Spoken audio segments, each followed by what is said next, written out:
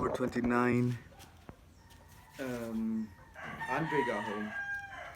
Andre got home. He's already here, and I'm doing my daily workouts where, shoulder. So, I actually gusto ko sana gawin yung video na to ngayon. But first, kahapon pala. But first, we gotta say thank you. Gusto mo nagko-comment sa bagong video ni Kuya Johan. I don't know, but pag kay Kuya Johan nagko-comment kayo, sa akin hindi. Biased as shit. Anyways, thank you. Dami nag-comment. Halo-halo sila, hindi sila lahat. Like, English, let's say American. Hindi din sila lahat Filipino. That's great. Comment din kayo dito. Shoutout kayo ni Kuya Johan next time. Si Kuya Johan na mag-reply sa comments nyo. Kasi nakita hindi pa siya nag-reply. Bro's probably sleep. So, gusto ko sana gawin tong video kahapon. Talking about my dream na panaginipan ko. It's about my ex. Dalawang beses ko siya napaginipan. 2 dreams in a row. Tapos like, I'm not gonna go into detail. Hindi ko na sasabihin kung ano nangyari details. Ano po ba? Pero yun nga, tawag doon.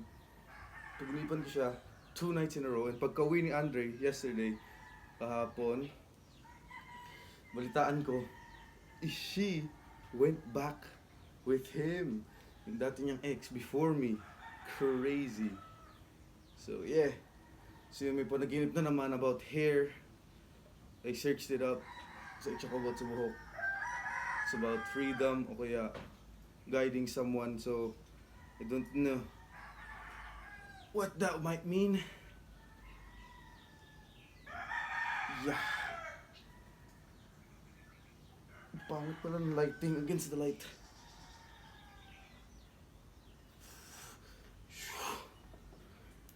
So, hanggang ganong many reps lang yung kaya ko in one thing.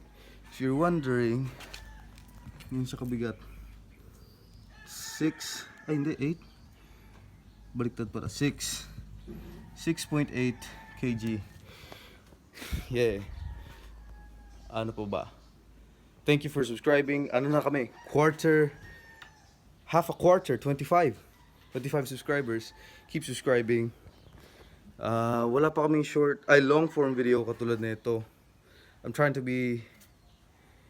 upload the first one. So yun talaga yung gusto namin, long form videos, hindi katulad nitong shorts lang. Pag magsasama-sama kami, shorts pag wala. Tapos pag magkasama-sama kami, tsaka mag-long form. Yeah. Mamaya mag-celebrate ako ng 25 subscribers, quarter of 100, pagkakalam ko. Yeah.